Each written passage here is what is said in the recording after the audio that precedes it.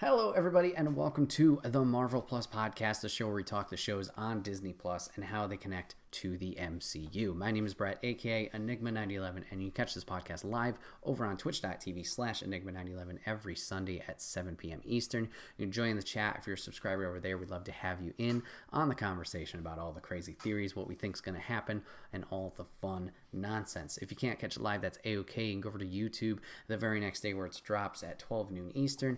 You can check out the video over there and let us know what you think in the comments section down below. So today we are talking about Hawkeye episode 6, aka the finale. So this is Christmas. Good timing by these guys. It's like they're professionals. They're released on the week of Christmas. The show is all about Christmas. Is Hawkeye gonna make it home?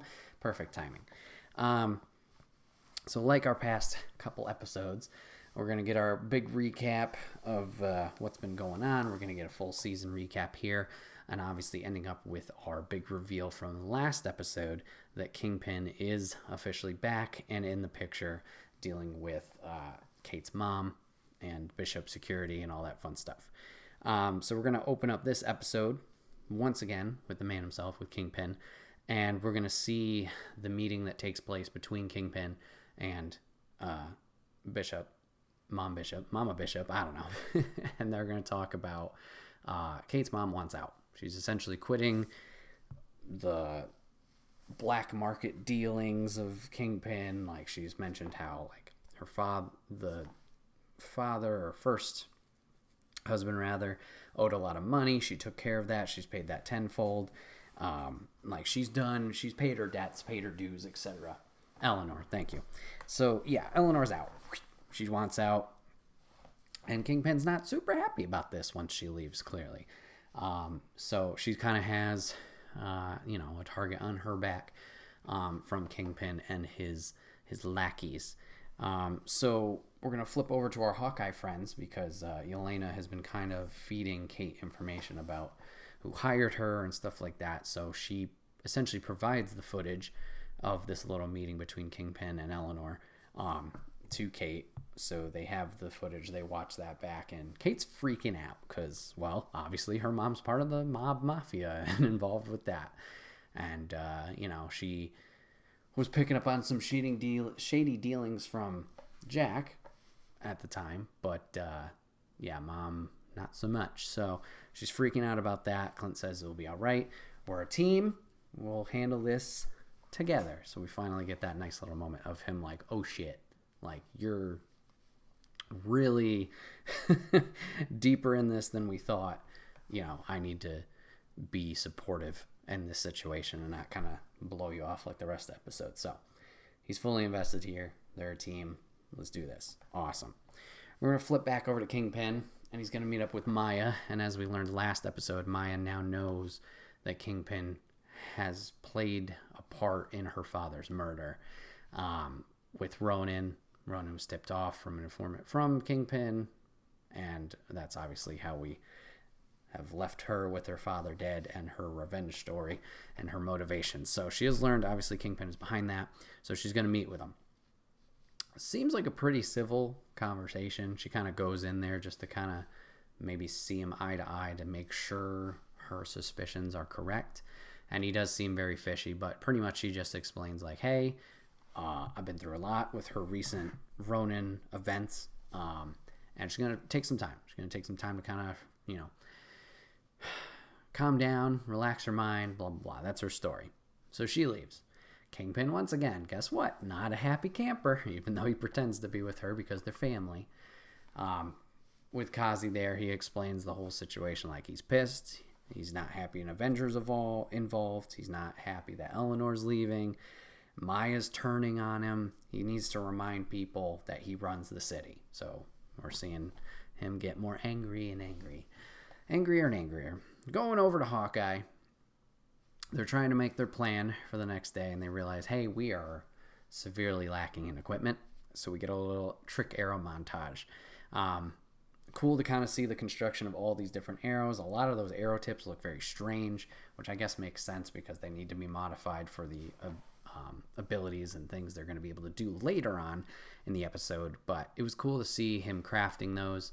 We get a couple little funny moments. We'll see another Pym arrow be constructed, and we'll see literally Kate labeling what each arrow is with a label maker so she doesn't mess up royally. And while they're at the end of this, we are going to get one last pep talk between both Clint and Kate in this situation, kind of boosting each other up. Clint, kind of reassures, like, hey, it's going to be okay. We'll handle this, but you need to be, fully invested because things happen. Kate says she's ready, and then kind of reciprocates and saying, like, you were the role model. You were the influence for all of this. Seeing you on the Avengers, the attack on New York, like seeing you just jump in there with a bow and a string and doing what you did without any superpowers or anything like that made me feel safe. That made me know everything was going to be okay. So nice to have that team bonding moment between them. How do you get the stuff from Stark? That's a good question. I don't remember the exact details of like what he had from Stark exactly. Obviously, like I said, we saw the Pym arrow being built, so he must have some relationship with Scott to kind of share those resources. So either maybe he had taken it or been able to use it from the Avengers facility, the Avengers campus, post Endgame. Well, no, everything was blown up by then, obviously leading to our issue with the Watch, which we'll get to later. So there must have been something, or at some point, where he had those shared resources. Maybe it was early on with like post Avengers 2, before Civil War, like maybe before he retired or something like that. That's a good question. He must have had availability. They must have been available at some point to him. So yeah, he also has those resources. So now it's party time. Now we're going to get right on into the thick of it. So in previous episodes, we had learned that the mom and Bishop Security, they're hosting like a holiday party. So that's where most of this action is going to go down now. We see, the tracksuits prepping for their attack, as well as Kazi across the way in a window, prepared to snipe Miss Eleanor. And we're going to see the Hawkeyes ready to go, looking all fancy, arriving to the party later on. And we learn that the LARPers are helping them out and are posing as the wait staff. We have some that are walking around with like handing out champagne. I think one guy was taking coats, stuff like that. So we see that they have obviously their backup, some assets to kind of help them along with their fight. We are going to see, however, one problem arrive, and that's going to be Jack making his return. Sword in hand, because why not? He just got freaking, arrested for potentially murdering a man with a sword. He's going to just bring it with him anyway. Great. So he's there. And then we're going to get one more problem before Mom arrives at the party. Yelena is eventually going to arrive. Still on her headhunt, obviously, for Clint, as she's been hired for that. And as we know, the personal issues with her sister, at least from what she believes. So yes, Mom finally arrives. Okay. Now we really got to focus. Kate's able to find her mom and grabs her and shows her the footage from the meeting, the post her meeting with Kingpin, like how he's upset, angry, stuff like that. Mom's like, oh boy, not good. You need to get out of this stuff right now. And as this is happening, Kazi's going to realize that Hawkeye is attending the party. He's going to attempt a shot at, I think he was aiming at one of the LARPers that was with him that they were talking at the moment. Hawkeye's going to notice the little red, scope, bullet, whatever, not a bullet. Yikes. He's going to notice that. He's going to save her. So we now have panic erupting in the party. Everybody's trying to evacuate. Hawkeye's on the run, trying to distract Kazi, trying to shoot him. Yelena will pursue, attempting to stop Clint. So now we're going to get to some fun stuff. Clint's able to make an escape, go down a couple of floors. Laser beam, yeah. And Yelena knows what floor he's on, is attempting to pursue, and Kate is going to get in her way. Now this leads to some of probably the most funny moments of this episode, with Kate and Yelena just having their back and forth of we like each other, but we're trying to stop one another, and like just comedy gold there. The two actresses have really good chemistry, I feel, together, and they play well off of each other. Obviously Elena's experience and Kate's not innocence, but like newness to dealing with these kind of situations is going to lead some combat between them, and leads to one giant slap from Kate onto Elena that just like, why did you do that? So those ladies are going to battle for a little bit while Hawkeye is going to deal with some other issues. While this is all going on, the LARPers are in charge of finding Mom to try and get her to safety, and unfortunately they cannot find her. So she is somewhere in this frenzy of everybody evacuating. Hopefully she can stay safe from what is going after her. So speaking of, Hawkeye is going to finally take care of Kazi in the other building with a gas arrow, get him evacuated out of his area, and he's going to kind of clear up a couple of the tracksuits along the way. This is going to lead to, I think Kazi finally makes it to the building, and they have a little bit of a one-on-one as well before Clint has to escape out of the building. While this is happening, though, Yelena is going to notice the fight that Clint is doing with Kazi across the way. I'm jumping around a little bit. Yelena will attempt that. She's going to grapple down the building and try and deal with Clint by taking a shot. Luckily, she misses.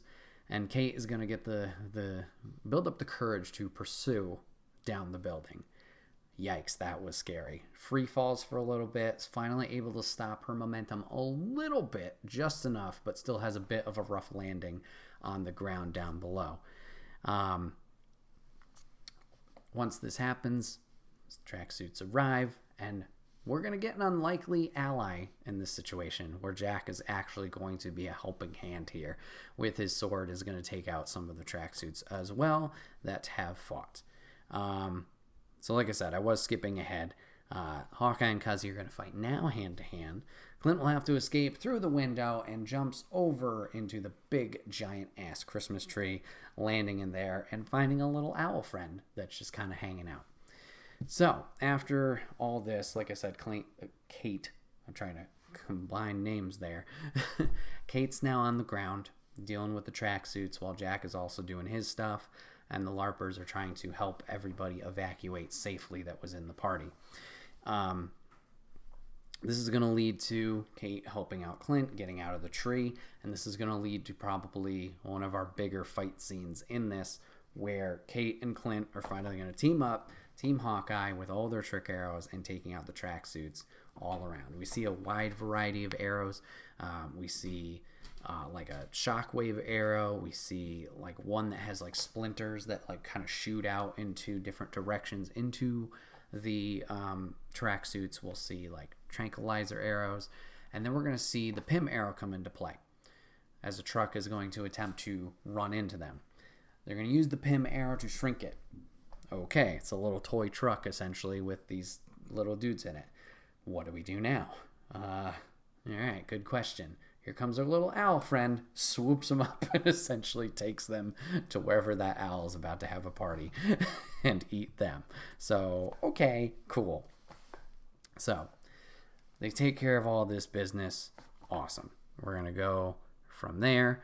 So all the tracksuits are taken care of. Kate's now focused on Mom. Where's Mom? I got to get her out of here, make sure she's safe. So Kate's going to leave to try and go find Mom. And this is when Yelena is going to attack Clint and start their confrontation. Flipping over to one more confrontation that needs to happen is we're going to pop over to Maya, who's finally made her appearance. And she's going to try and talk to Kazi, try and explain or understand rather what happened, what's been going on, why the trust was broken between those two. And Kazi's had it. This was his life. He was supposed to be involved in this, not her, blah, blah, blah. They get into a little altercation, and Maya finally will just end it there, killing Kazi, I believe, with, I don't know if it was an arrow or a knife or something, but will end up getting rid of him and getting a little bit of redemption for her dad, as it seems like Kazi was the one to give up the information and be that leaker for Ronan to come in and take care of that. We're going to finally follow up with Mom. We can see her escaping into a car. And as soon as she gets in the car, she tells the driver to go. Unfortunately, the driver has been incapacitated. He is dead, along with another person that I believe was guiding her to the car will be taken care of, and Kingpin has arrived. Looking all dapper in his Hawaiian shirt and white suit. He's trying to take care of Mom, get her out of here, and deal with that. Kate will arrive in the nick of time, save her from that, and interfere. But now Kingpin's pissed. While this is going on, Kate is going to attempt to fight Kingpin. It's not going super well for her, but she is going to get one quick assist from her mom, who literally bashes the car into Kingpin, launching him into the toy store they're next to, and we'll cut back over to the ice rink. So over on the ice, we have Clint and Yelena still going on. Yelena's being very aggressive. Clint is defending himself, but while defending himself, trying to explain the whole situation between what happened with Natasha. It wasn't him. It was a sacrifice. It's so weird. Like, how do you explain this situation in such a quick time when, like, as far as Yelena knows, space invasions aren't really a thing? Well, actually, no, they might have been, because Civil War was the time they blipped. Never mind. She hasn't dealt with it. But explaining they went to space, we time traveled, we did this thing, that thing, the other thing. It's a tough thing to explain in a quick time limit there. So he tries to, and the fight's still going on. Eventually, Clint is going to break through to Yelena with the whistle that the sisters had used to communicate with each other. They're going to both bond finally, kind of break down, talk like, she was really important to both of us. This wasn't, malice. This wasn't an attack. This wasn't an assassination. And we're going to finally blow that over. And we're good. We're going to go back to the Kate and the Kingpin fight. Now, Kingpin's fine. Kingpin's all good. Now, he's obviously a little banged up. We saw the arrow bounce off of him. How is he able to do this? This is an interesting thing. Because as far as I know, Kingpin isn't a superhero. I had to look this up after. I might have to look it up again to kind of get specifics. But normally, from what I read and found out, this man is equipped with like Kevlar armor and stuff like that, like a vest that will protect him. And then he also, I believe, is pretty peak human strength. Let me see right now. Skill abilities. Bloop, bloop, bloop. Okay. While Kingpin has no superhuman powers, he's incredibly strong and significantly more durable than the average human, possessing remarkable strength concealed by his extremely corpulent appearance. Most of his body mass is actually muscle that has been built to extraordinary size, so much like a super heavyweight sumo wrestler. So no superpowers, he's just yoked. And then also the article here goes on to explain, typically he does wear Kevlar armor, and then how sometimes his cane, or his cane, sometimes will be used as a weapon with something either concealed inside of it or the gem itself. So there's that. So yeah, Kingpin's banged up right now, but obviously he's still there. He's still a threat. And we're going to lead to Kate and him battling it out. Kate's going to get thrown around quite a bit. She's able to attempt to land some arrow shots, not really working in her favor. But it will lead to one where she's finally able to trigger an explosion in the toy store, launching herself away, and then leading to some damage on Kingpin, seemingly getting rid of him. So finally that's all done. Kingpin's taken care of. The Yelena situation is taken care of. Kate's going to reconvene with Mom. Are you okay? What's going on? This is rough, the whole hero stuff, but I know what I have to do. Turns out she did call the police. Police are going to arrest Mom for all the stuff that she has done, including the murder of Armand with the sword, all the way from episode 1. So she's going away. Still says, love you, Mom, but, this is what needs to be done. The police are going to continue to investigate the situation of the toy store, because obviously there's a lot of damage in there, and hoping to arrest the Kingpin. Where the fuck is he? He's gone. He's not there. We're going to cut over to the alleyway. We're going to see Kingpin limping away. He's all damaged, bruised, bloodied. And he's going to run into a friend. He's going to run into Maya there. Maya's not a happy camper. She's going to get her grievances out of there. Kingpin's going to try to play the whole family, thing, blah, blah, blah. Maya's going to pull a gun, aim directly at his head. Camera will then pan away. We will see the bullet flash go off from the muzzle. So seemingly, Kingpin is dead. Is he? We'll see later on, potentially.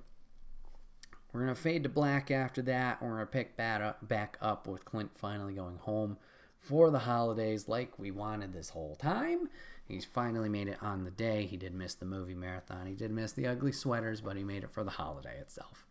So he's made it home, thank goodness, but he has some friends in tow. He does have Kate with him. He does have Lucky, the one-eyed dog, with him as well. And they're just going to have a good old holiday together. A nice little feel-good ending, but not without one little tease or little wrapping of the bow on one more story. We are going to see Hawkeye returning Laura's watch to her. So we now know the watch is obviously Laura's, and we're going to get a kind of big reveal as she flips over that watch and reveals a shield emblem.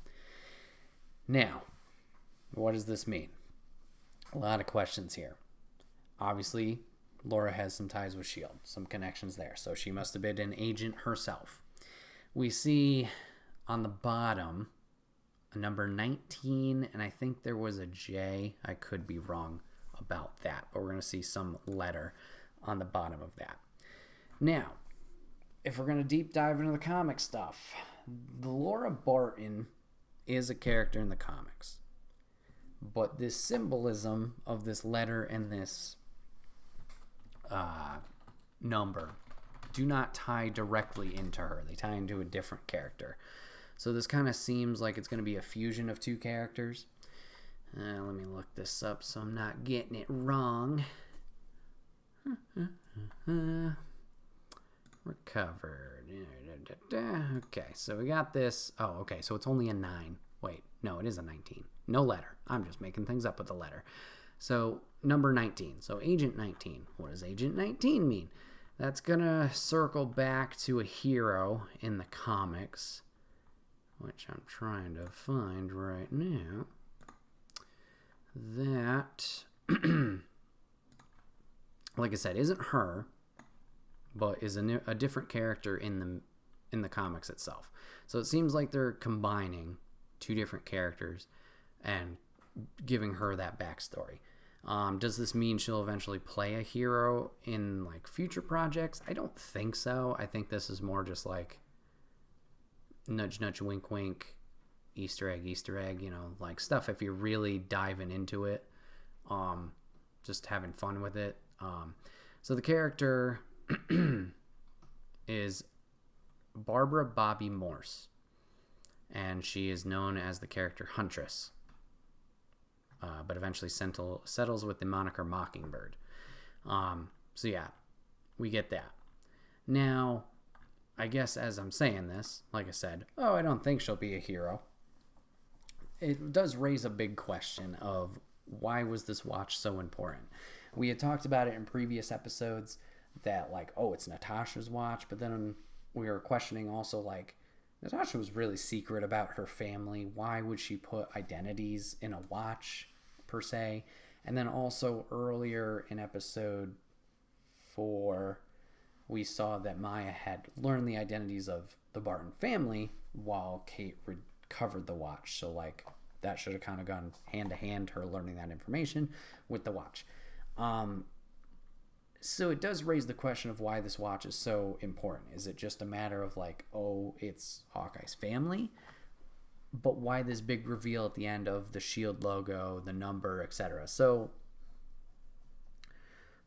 once again, while I don't think she will be superhero or secret agent, S.H.I.E.L.D. agent at any point and be out in the field, it just does make your head scratch, or make you scratch your head of like, what was the point of that if she's not going to come back and do that?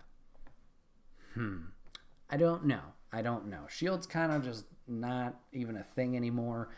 Nick Fury's in space, so like, how does that work? Are we rebuilding something new, or they'll eventually do the sword angle? I don't know. Well, I guess it'll just be have to wait and see kind of thing. But anyways, that's going to be the end of the episode officially after that, after they have their nice holiday. And we'll lead into our first post-credits of this series. And boy, was it a doozy. It was the Broadway musical. It was nothing nothing really important at all. Just kind of a little fun one to have in there, as we got teased with that musical throughout this series, but saw some of it in the first episode. I was waiting for maybe somebody to be revealed in the crowd and them have a reaction to the show, but we did not get that. We just got essentially a full song performed by that crew of actors. But yeah, that was Hawkeye. I hope you guys enjoyed the finale. I thought it was really good. I thought they did a great job of tying all the angles together. Some things that we'll have to look forward to being solved, or just seeing what's next. Once again, Laura Barton's thing in The Watch, does that turn into anything with Mockingbird and her being that character? And then also with the camera panning away from the gunshot, is Kingpin actually dead? Or was there some reversal where Maya was the one who was shot, or maybe just a deflection so the bullet went next to him? Because while Marvel's not violent and like, oh, blood and all this stuff, like, the pan away leads you to think like it didn't happen. Like, oh, it did because there was the bullet shot, but they didn't, like, you didn't see a confirmation of anybody falling on the ground. Like, you could still show a death without like blood everywhere, everything like that. So there was no confirmation of a body falling, somebody walking away from that fight. It was literally the shot and you're done. So that leaves that a little bit open-ended. Is Maya going to come back? Is Kingpin going to come back? We'll have to wait and see. I'm wondering if there's any other open points. I don't think so. Oh, I guess Yelena. What's next for Yelena?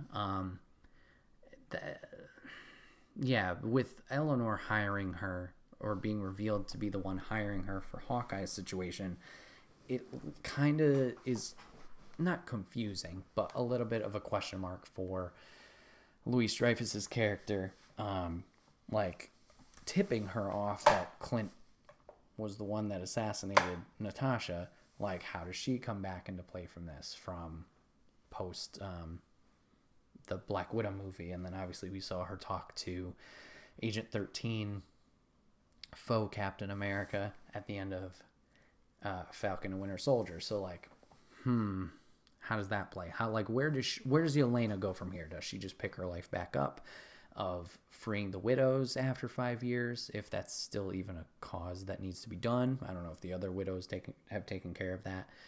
Like, what's the deal with her? Where does she go from here? I think obviously eventually she'll be part of the good old ragtag Avengers team, but she doesn't really have any history there at the moment. Clint's her only connection, I guess, and obviously they're not hanging out right now, so we'll have to see. We'll have to see how that plays out. I think that's it. Hope you guys enjoyed the series overall. I'd be happy to, listen to your thoughts and theories about the show down in the comment section down below. So let me know what you thought. As for what's next, because technically this is the finale, that's a good question. I don't think there's anything coming out on Disney Plus relatively soon. I think Moon Knight might be the next one, or it's Miss Marvel. So we got some time. So yeah, we're gonna have a little break, but not a full break. Kind of like a partial, not really. Hopefully you guys have seen Spider-Man right now. If not, I'm going to spoil something so you can peace out if you haven't already. I'll give you that little time and window. But as for our next series of what we're going to discuss with this Disney Plus Marvel break, We are going to follow up with this officially with Daredevil. Daredevil has made his return in Spider-Man No Way Home, along obviously with Kingpin being in here. I've never actually watched Daredevil all the way through. I think I made it through 2, maybe 3 episodes for some reason. At that time, I just could not sit through it. Not that it was bad. It just felt like more of a chore. Maybe now I can do it. So there are 2 seasons of Daredevil. I do know that. I think we're going to start with just the first season. I think I need to do a little bit more research with when things were released, if we were going to continue with the other Netflix series and tie those in. I don't think we have that much time until Moon Knight or whatever is next, but we'll have to see. 3 seasons of Daredevil? Shit, I thought there were only 2. Okay, thank you, Jeff. So we'll have to figure that out. We are going to start with season 1. So next week, make sure you guys do your homework because that will be the following series that we do. We'll talk about episode 1 and go from there. Now, I know the whole series is out. If you want to skip ahead, you can, but we're going to keep doing episode by episode, just like the rest of these shows have been. So if you want to do that week-to-week conversation with me as this is going on, then that will be the plan from there. Like I said, I haven't watched it, so if you're like me and you haven't, cool, we can theorize about whatever everything is, and if not, and you know what's going on, then oops, oh well, no, that's fine. You can just joke around with me. Daredevil is going to be on Netflix, so Netflix is going to be the location of viewing these, the service, the app, whatever. So Netflix is going to be your go-to for this series. Like I said, if we do decide to continue onto more Daredevil, whether it's season 2 or Defenders, or obviously reach out to the other Defenders of Jessica Jones, Luke Cage, Iron Fist. I know Punisher's a show, but I don't think that ties into Defenders. We'll talk about it as we kind of go along. We'll kind of play things by ear, and we'll go from there. But yeah, thank you guys so much for hanging out today. Once again, I hope you enjoyed Hawkeye. I did enjoy this series a lot. I don't think it ranks up in my top for what Disney Plus has released so far, but I did really enjoy learning about Kate, and once again, I talked about earlier, Kate and Yelena's chemistry together. I think that could be something fun for them to continue to explore. But this has been another episode of the Marvel Plus podcast. Thank you guys so much for checking this out. If you want to catch it live, you can go over to twitch.tv/Enigma911 every Sunday at 7 p.m. Eastern. You can join the chat if you're a subscriber over there. We'd love to have you in on all the crazy theory talk. But if you can't catch it live, that's A-OK. And go over to YouTube the very next day. Just search Enigma 911, where it's posted at 12 noon Eastern. You can give it a watch, give it a listen over there, and let us know what you thought down below. But yeah, thank you guys so much for hanging out for this series, hanging out with me, giving it a good conversation about what's going on. And I will see you guys on the next one. Take care.